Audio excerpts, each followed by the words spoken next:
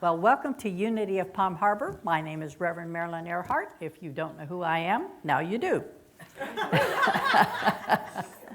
All right, well, let's just take a moment and turn within. And as we turn within and tap into that heart space, knowing that that power and presence of Spirit is right here, right now. We know that we are guided and guarded by that divine presence, bringing us to this place for this time to meet our friends, to meet our family, to meet ourselves as we turn within. I'm knowing right now that as we move forward this Sunday, we are blessed and we are a blessing, and so it is. Amen. So the question is, do we really want to? Well, do we? Yeah. All right. Well, I know a lot of times Tracey gets up here and she will say a statement or ask a question or something, and then you guys finish it. So I want to see if that'll work for me. My talk title is, What Goes Around Comes Around. All right, you guys got it. Well, that's kind of based on the law of circulation. And a story that I heard about that I think is very fitting. Sam was finally going for a job interview, and it happened, after the pandemic when so many people were out of work, and he was so excited. He looked at his watch, making sure he was going to be on time, got in the car and started driving, and it wasn't until 10 o'clock when his appointment was, so he figured that he would be okay, no rush hour traffic. And he kept looking at his watch. He was so anxious to get there. And just as he turned the corner about 2 blocks away from the interview, there was a woman, nicely dressed woman, struggling to change a flat tire. Sam's a gentleman, of course, so he had to stop and help her. He got the tire changed and got her on her way, and he checked his watch and figured about 15, maybe 20 minutes late now. He walked in, and the receptionist said, well, sir, because you were late, they went ahead and took the next candidate, and I'll check with the boss and see if they still want to talk to you. So Sam's sitting there, oh, please, fingers crossed, eyes crossed, whatever it takes, And the receptionist came back and said, yes, your interview will happen after the current interview. So he's sitting there thinking while he's waiting, I need to say, I'm sorry, and I need to say thank you for keeping the interview. So he took care of that. As he walked in the room, the interviewer's back was to him. And he started immediately with an apology and how grateful he was and thank you. And when the interviewer turned around, they both started laughing. It was the woman whose tire he had just changed. Needless to say, Sam got the job. And in the idea of what goes around comes around as the law of circulation, we know that that law of circulation doesn't always work exactly like it did for Sam, that a lot of people will do something nice, and something nice may happen to them a week or 2 later. It may come from a completely different source. It may be multiple sources with little tiny things that happen. We never know how the law of circulation is going to work, but we do know that the universe does always reflect back to us whatever we put into it. Now, the law of circulation could say, what goes up must come down. What goes out must come back. Well, in Australia, the Aborigines really appreciate what goes out must come back. When they're hunting, and they use a boomerang for hunting, if they don't hit their target, they hope it's going to come back. If they hit the target, they'll just pick it up wherever it was. Occasionally, they don't come back. And do you know that they have a word for boomerangs that don't come back? Anybody have any idea? They're called sticks.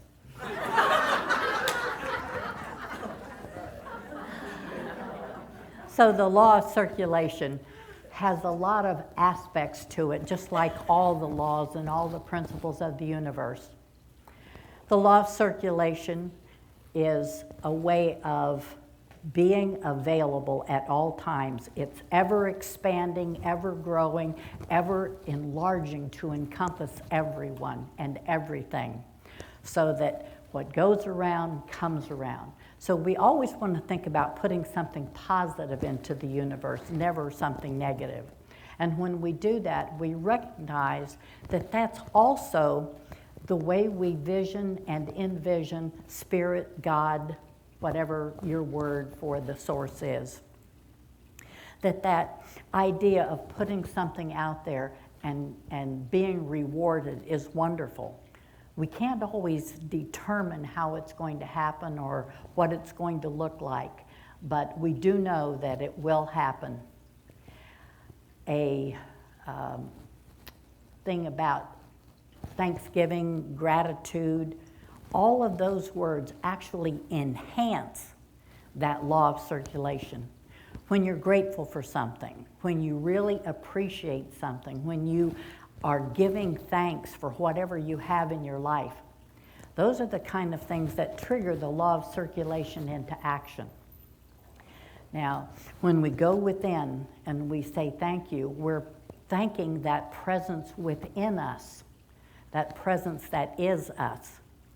And for me, as soon as I say thank you, this little voice in my head says, before they ask, I will answer.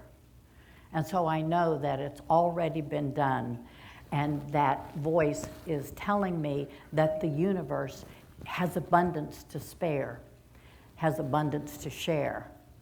And so because of that, we see a lot of things happening in the world that are good things. We don't always hear about those, unfortunately. Sometimes we hear the negative stuff, and it happens, but we don't have to put any energy into it. So with the law of circulation going around and coming back to us, we can see that it also works with abundance. And abundance is a mindset. Abundance is also an economic truth. Give you an example of how those two things kind of work together. Let's say I decide to buy a used car. So whoever I buy it from receives the money. Maybe with that money, they decide they can now finally afford to buy something that they had been looking for or something they wanted. So the money that I paid for the car is out in circulation. It's going to the next person, maybe to the grocery store. Who knows where that money's going to go? Every dime dollar that passes through your hand is in circulation, going to the next person. So the law of circulation and the laws of abundance always are working together. Again, we don't always know how it's going to work out. Had a situation with a friend of mine, Nancy, when she came to visit me a while back. She brought with her a pair of shoes, and the sole had come loose on one of them. She said, do you have some kind of glue or something I could fix that with? So I said, well, I've got something that might work. It's kind of flexible when it dries. So we glued the sole. She was with us for a couple days, and I got to thinking, somebody had given me 3 pair of shoes that, for whatever reason, I couldn't wear them. They just didn't fit right. So I said, well, why don't you take these shoes in case yours doesn't hold up? So she took them home. A week later, she called me. She says, you're not going to believe this. I said, yes, I do. I believe about anything. So she said, I was at the store, and I couldn't wear one of the pair of shoes, so I put them in the consignment store, and that's where she worked. And I said, well, great. I said, so what happened? She said, well, this lady came into the store. The shoes she had on had holes in them. She had a piece of cardboard stuck in them. And apparently she was probably homeless. She told me she had walked 10 miles to get to the store, and she stopped at every store along the way to see if they had something she could afford. And she said, I thought about those shoes that you gave me, and she said, since I couldn't wear them, I put them in consignment. She said, I'm going to take them out of consignment, and she gave them to the woman. And the woman's gratitude was so overwhelming to Nancy. Nancy said it brought tears to her eyes. Now, Nancy's the kind of person, if it were her last pair of shoes, she would have taken them off and given them to that woman. That's just the kind of person she is. So in this case, the law of circulation paid it forward. Didn't wait until she had done something nice, gave her something to do something nice with. We just never know how the law of circulation is going to work for us. I was reading a story and came across the idea that the law of circulation works in the Antarctica at the South Pole for the penguins. The penguins live and survive, it makes me cold to think about it, temperatures as low as 112 degrees below zero. That's just too cold. But they survive it. And you know how they survive? They gather in a big circle. And the ones in the center, of course, are warmest. And then as you go to the outside edges, that's where they're pretty cold.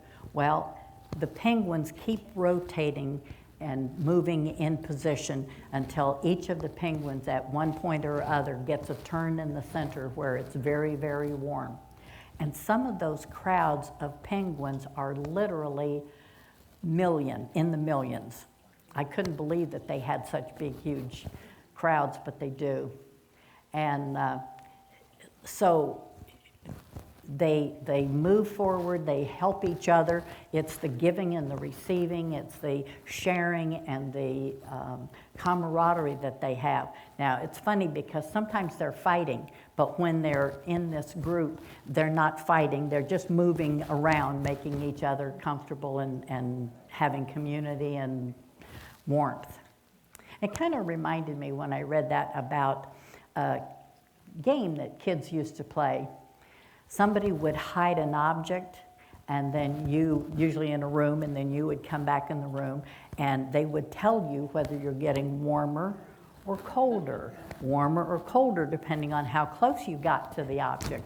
And I thought that was kind of interesting. When I put the two stories together, what I thought about, that's kind of the way churches do, believe it or not. We have newcomers that come and visit. I call them the seekers because they're looking for something to help them in their life or to enhance their life. They perhaps are looking for friendship, maybe it's a connection with community, maybe it's their spiritual enhancement that they're looking for. And whatever it is, we welcome them with open arms and hope that they will choose to stay. So in this circle, we want them to move to the center. And as they start moving through the ranks, so to speak, perhaps they join and become members. Perhaps as they have their membership verified, they realize they're part of a community, they're part of a group. And I'm talking about you, by the way. So as you have come into this church, perhaps you've taken classes and that helps you enhance your spiritual understanding. Perhaps you've volunteered to do something. You've joined one of our service teams, and for that we're grateful. But each person that comes into the church, as you keep moving closer and closer to the center, you are bringing so much to this community. And then there's a point at which you begin to take ownership. You don't just come and do your job on the third Sunday of the month and then go home. You come a little more frequently. You start to meet people. You start to get involved. You take classes. Perhaps some of you might have joined in the fall program that we just recently had. And as you take ownership, you begin to see this is your spiritual home. And so you take ownership by making sure that other people that come in realize it's their spiritual home as well. So you kind of help them move a little more towards the center. And then there's a group of people that choose kind of a special way to give back, and that's called leadership. You don't just take a class, you begin to teach them. You don't just join a group, you begin to create them. You don't just help, you become a leader in some way. And those are the kind of people that are in the center. Those are the kind of people that make this place warm for everybody. And as that warmth keeps growing, so does our church. And as I look out today, I see so many people that weren't here 5 years ago. And I am so glad that you found us and that you have made this your spiritual home. There's nothing that keeps unity of Palm Harbor going except you. Y-O-U. You are it. And I really appreciate it. And for myself, I know that if it's going to be, it's up to me. Right. And that's what each of us do. There goes Patty again. So we so appreciate everything that you do for us. And I know that this week, I can't believe it's here already, Thanksgiving is on Thursday. So I have a little poem that you can use for your celebration if you like. May your stuffing be tasty. May your turkey be plump. May your potatoes and gravy not have a lump. May your yams be delicious. May your pies take the prize. Most of all, may your Thanksgiving dinner stay off of your thighs.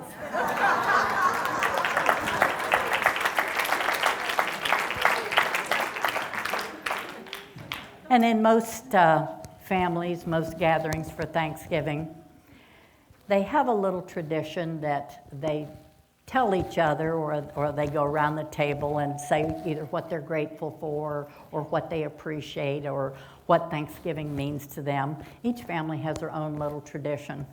Well, I read about one the other day that was started in an elementary school, and I really like the idea of this, and you can use it at your Thanksgiving table if you wish. Miss James was a teacher, and she had the 5th grade. And instead of just having them talk about it, she asked them to draw a picture of what they were thankful for that Thanksgiving. And she walked around the room and looked at some of the drawings that the children had done. And there were pictures of their pets, there were pictures of turkey dinner, there were pictures of bicycles, all kinds of pictures of what they were appreciative of. One little boy had a picture of a hand. And she, looked at the other kids and didn't see anything at all that was different than the usual, except this one little boy. So she went over and asked him, she said, "Can I show this to the class?" He said, "Okay." So she held up the picture and she asked the class, "What does this mean to you?" Well, from one corner of the room, somebody piped up and said, "Oh, I bet that's the hand of God." And a lot of the students said, "Yeah." Another corner of the room, and the student said, "That's probably the hand of the farmer who fed the turkeys." Okay, could be. Another student popped up and said, "That must be the hand of the crossing guards that help us when we come to school and holds up traffic so we can get across safely." That was nice. Finally, she turned to the little boy and she said, "Would you explain to us what that is?" And he said, "Yes." He said, "Every time we go anywhere as a group, whether we go to the lunchroom or we're going to catch the bus to go home in the afternoon, or we go out for recess, when we line up, Miss James always holds someone's hand. Last week she held mine. This is her hand and I appreciate her."